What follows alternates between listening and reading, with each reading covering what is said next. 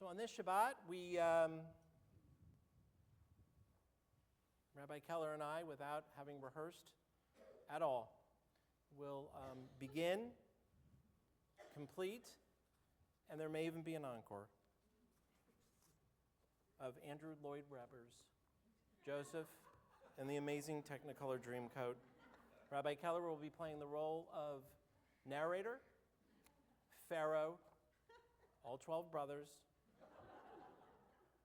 and I will be Joseph. The lovely Jackie will be Potiphar. Enjoy the show. Run for your lives. Run for your lives. So, when Andrew Lloyd Webber, most likely, wrote the score and the music and the words and developed the characters for Joseph and the Amazing Technicolor Dreamcoats, he was having a book of Genesis moment, and it was as if disco music and Genesis sort of, I can't even think of a word to use. It was as if these two entities, disco music and Genesis, got together and said, you remember the hairspray stuff? Like, put it to shame. This was and continues to be the greatest musical of all time. And one of the things that we love, if you remember 2 weeks ago, I spoke about the story of Jacob and the fact that one of the things that we talked about was that Jacob goes through a lot of transformation, a lot of spiritual development, and I said he's the most human of our ancestors, and that's why we're called the children of Israel, because as Rabbi Keller probably alluded to last week, his name was changed. But the beginning of this Parsha, it says Vayeshev. He was settled. Finally, after all of his dreams and anxieties, he is Vayeshev. He is settling. And so Andrew Lloyd Webber comes in and says, now the story, now the fun begins. And if you remember, for those of you who've seen the musical, whether you saw it on Broadway or maybe you saw it with Donny Osmond or maybe you saw it with, I don't know. If you remember, it is the most fun spectacle with that last number going on for hours and hours with the same, go, go, go, Joe, with the disco music. Why so much fun? It's such a tragic story. Why do you think Andrew Lloyd Webber and his cast of characters took such a tragic story of a brother ganged up on, bullied by his other brothers, thrown into a pit, left for dead, sold into slavery? Why do you think he turned it into a comedy, a musical, with laughter and singing and pharaohs who are like Elvis, remember the king? I mean, I am so tempted to sing every song for you right now. Why do you think this tragic story, let's start with this. Why do you think the brothers of Joseph hate him so much? I mean, we're not talking about the kind of hate where they push him around a little bit. We're talking about an assassination attempt. And then they eat lunch. And then they come back to realize that because they really wanted to kill him, because they didn't the first time, and he's gone, and there's Midianites, and there's Ishmaelites, and there's Egyptians, and why did they hate him so much? What? Because of his boastfulness. How old, do you remember how old we think Joseph was at the beginning of the story? He was, I'm going to tell you this, and I don't want you to think about Ethan Kahn. He was 17. Now, I want to describe for you as a first-hand person, observer, what a 17-year-old boy sounds like. Right? Joseph, because I have one with me. That kid, remember that little kid who was 5 when I got here, running all over the place, is 17 now. All right? He was boastful. That's one way of putting it. That was very nice of you. And you had 3 girls. What else? Why do they hate him so much? Jealousy. They're jealous of him. What particularly makes them jealous? Jacob's love for him, which is given to him in this ketonat pasim, this multicolored tunic. Why else do they hate him? His dreams. Not just the dreams and the content of the dreams, because we find out eventually they were all true, but how he tells them. How he tells them. It's not just boastful. It's like, I'm the man. You're going to bow down to me one day. And he's right, by the way. Nothing wrong with being right, but it's how he tells them. Why else do they hate him? There's one more reason. You're 3 for 3, people. One other thing that he does. He was a tattletale. Thank you. See, when in doubt, you've got Sam Klein in the room, all is well. He's a tattletale. He's boastful. He's arrogant. He's favored. They're jealous, and he is a tattletale.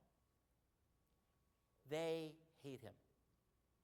And so this tragic story of brotherly hatred becomes, by the way, the most important story in Genesis. But because without Joseph being hated by his brothers, and without the brothers hating him so much that they try to schmeiss him and throwing him in the pit and getting sold, without this story, our answer, he doesn't become a viceroy to the Pharaoh and invites his family down, and we don't go down to Egypt, and then we don't get enslaved, and then we don't become a free people, and we don't get the Torah. Without this story, you could argue there is no Jewish people. There is no slavery. You can't have the Jewish people covenanted with God at Mount Sinai without the story of slavery. It's just not possible. So they hate him. Now, I think we have settled that, yes? Joseph, the rabbis focus on a lot of aspects of the story, but one of the things that I wanted to share with you tonight is the focus on the bad reports that Joseph brings about his brothers. We learned that he brought bad reports about the brothers to their father, meaning that he, in fact, had nothing at all peaceful to say about them. So one of the rabbinic commentaries says that there is an irony. We always think about how much the brothers hated him, but he hated them too. Accordingly, when he said nothing peaceful about them, he had nothing nice to say about them, he stayed in the land of Canaan instead of being sold into the land of Egypt. Had that happened, he would have continued, the rabbis teach, had he never gone and found the brothers in Dothan, and never with the intention of bringing another bad story back to her father. Had he never done that, they wouldn't have found him, thrown him into the pit, and the whole thing wouldn't have happened. Had he stayed in Egypt, the rabbis teach us, instead of being sold into slavery, he would have continued to bring bad messages about their behavior to Jacob, and Jacob would have ultimately shunned the brothers. Like, after enough bad reports, the rabbis teach us, Jacob would have simply kicked all the brothers out of the house and sent them away. Now, what would have happened if that happened? Again, without the tribes, there is no us. Right? There's no 12 tribes. There's no Jewish people. There's no land of Israel to give to the tribes. So the rabbis say not only is the Joseph story in that he gets down to Egypt and starts a story of slavery and then redemption, but because of the brothers' action, in a way, they save themselves from being hated by their father. And there's one other reason that the Joseph story is so important, and that has to do with the dreams themselves. As I said in the beginning, he is able to give details of these dreams that he has, if you remember, with the planets and the moon and the sun and the stars, and everyone's bowing down to him, and corn and fields. But he's right. His dreams are true. They're accurate.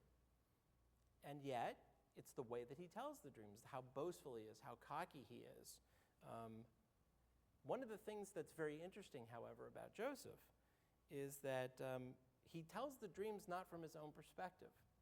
In the Torah, he tells the dreams from the perspective of saying that it's really God who's interpreting these dreams. It's not me. I'm just a vessel of God. But another irony is Joseph never speaks to God. As opposed to his father, Jacob, who has lots and lots of conversations with God, if you remember from the last 2 weeks, right? Starting with what we talked about 2 weeks ago when he says, that God is in this place. Joseph never speaks with God, ever. He's constantly talking about God when he talks about these dreams, but he never himself speaks to God. But let's look at the tragic part of the story. Joseph is someone who loses his mother at a very young age. He's someone who is thrown into that pit. He's someone who gets sold into slavery. He's someone who has a very strange and awful, in many ways, as I said, tragic relationship with his brothers because of something that his dad did by giving him the coat of many colors. But he praises God throughout the story and acknowledges God. In the context of this story, what we learn from Joseph is, as the rabbi said, that there are elements to him that are very tragic and very sad and very lonely, and yet at the same time we learn, as we look through the arc of the story and think a couple of weeks ahead from now, that he is also, like his father, a survivor. There is a pattern between Jacob and Joseph from where we learn what it means to be a survivor. In the context of the story, Joseph ultimately teaches us what it is that we should strive for and look for when we are suffering from tragedy, as he did. Joseph's tragedy, his tragic character, can only be saved, redeemed, and made better by one person, and that is Joseph. He is aware inherently, not just in this part of the Parsha, but in this part of the story of Joseph, but throughout, because from this chapter 37 all the way until the end of Genesis, the whole story is about Joseph and his brothers.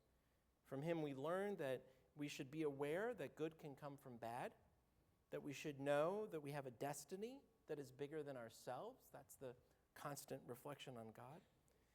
And ultimately, Joseph, who is in the bottom of a pit that is both, as the Torah describes it, empty and has nothing in it.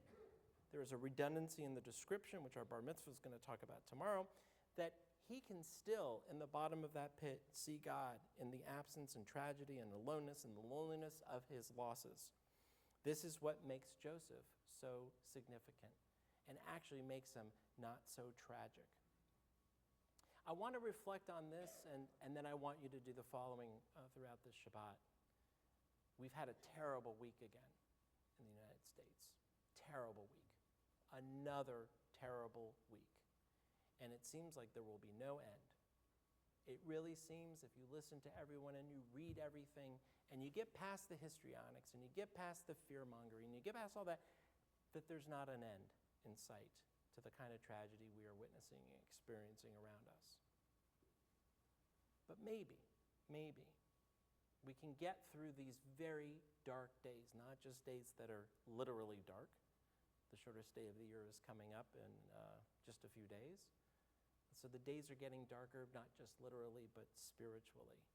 There is a darkness in our country and in our world, and it doesn't seem like we're getting to the other side anytime soon. So what would Joseph do? What can we learn from Joseph?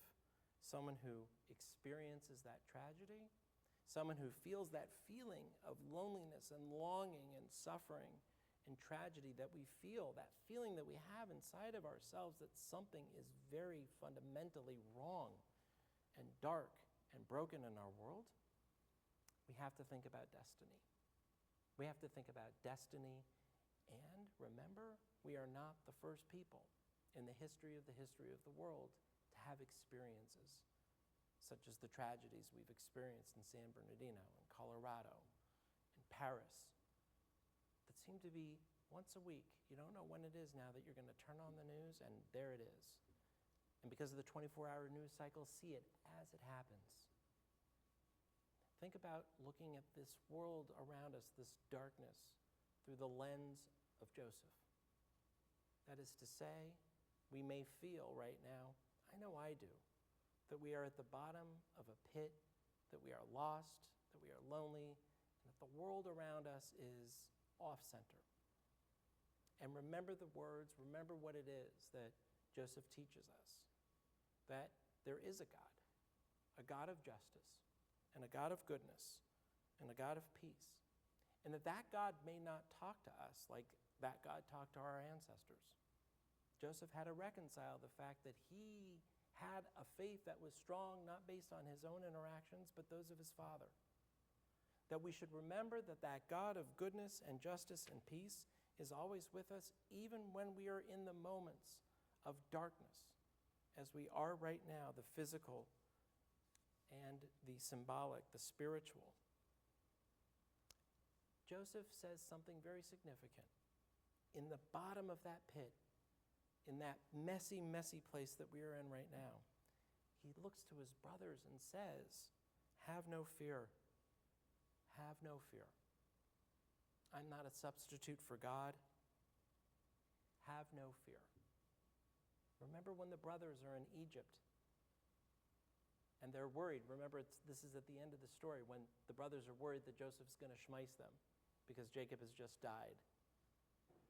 And the brothers are sort of making up some stories. Dad said not to harm us after he died. And Joseph comes back and he looks at them. He says, have no fear.